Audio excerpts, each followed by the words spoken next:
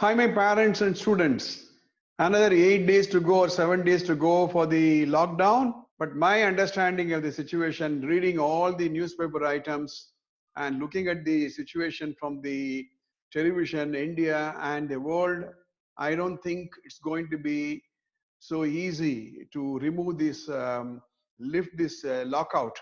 As far as the schools are concerned, I feel it's going to be only June for the schools to reopen, because when you look at the various priorities to be opened, school is not the priority for various reasons. Because social distancing will not be possible in a school, the children will have to sit close to each other, and so be ready, I think, for a longer corona lockdown in whatever form. But let's make use of this time. I've repeatedly asked you to ask yourself this question: what is the best possible use of my time right now? In one of my previous episodes, I talked about habits. Remember that? The formation of a habit and the strategy to come out of a habit. I'm going to give you a small little example. You know what is this? This is a coconut shell, but it's a kind of a trap. And this coconut shell has got a smaller hole this side and a bigger hole this side. This is used to catch monkeys. You know what they do? They will put some peanuts here and turn this here for the monkeys to see through this. They will see some peanuts inside. So what the monkeys will do, they will put their hands inside and catch hold of the peanuts. The moment you hold the peanut, the hand size will become bigger. So they will try to remove the hand, but it will not come out because this hole is smaller than the hand which is holding the peanuts. The monkeys will try and try and try, but the monkeys will not know unless they drop those peanuts, they cannot remove their hand. I'm giving this metaphor. This is how we got into certain habits. As an educationist, I'm very worried about one habit which we are getting our students used to: use of mobile phones. In the school in which I am heading, Sri Aramjin Vidyashram, I am against the students using any of these gadgets, because I strongly believe that they are not mature enough to use all these gadgets. But now I am myself asking them to use these gadgets so that they can catch up, the teachers can catch up with the lessons.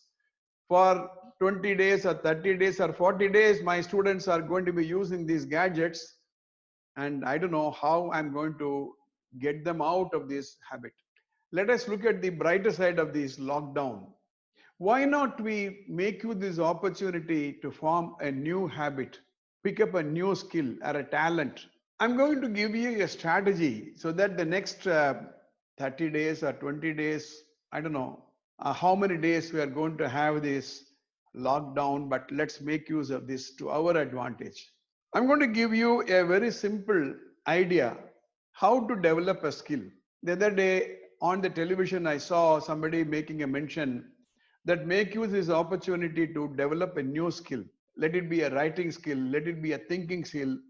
Students, you can sit down together within your house, I'm talking about, don't get out of the house, or with your parents. Develop what's called the lateral thinking skills. I'm giving an example. Or you can start singing, learning a new instrument, completely new, which we have not tried at all. That kind of a skill I'm talking about. For example, first time I'm getting used to this Zoom conferencing, Zoom meeting.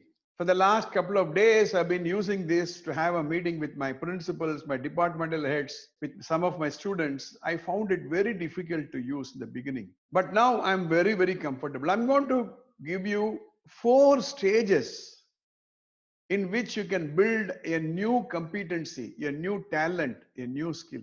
Make a note of these 4 phrases. The first level is called unconscious incompetency.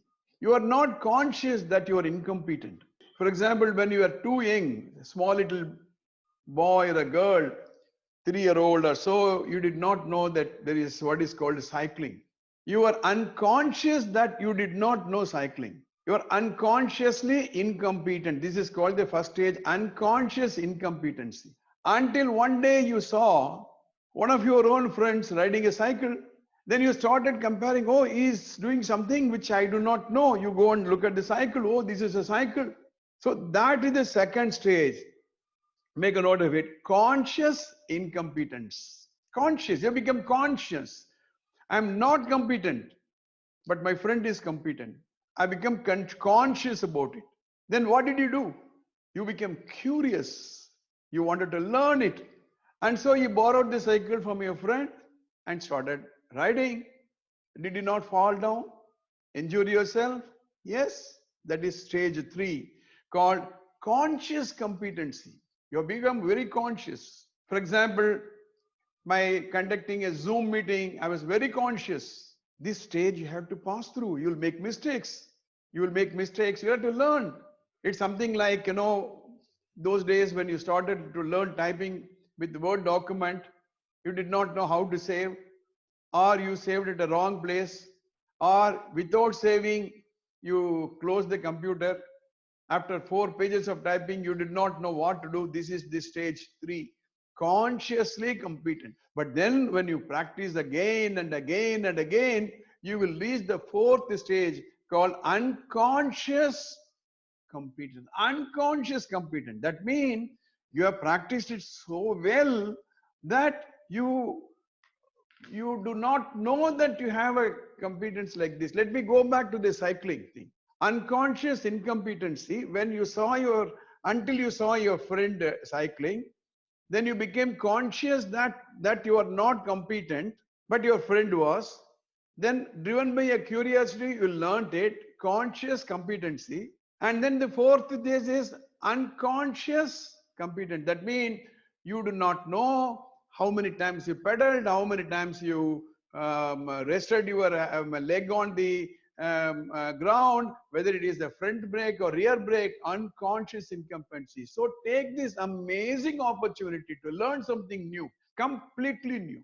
Research says that the brain is the only container which grows by usage. There is no limit at all. So my friends, make use this opportunity to learn something new. Drawing, for example. Typing, for example.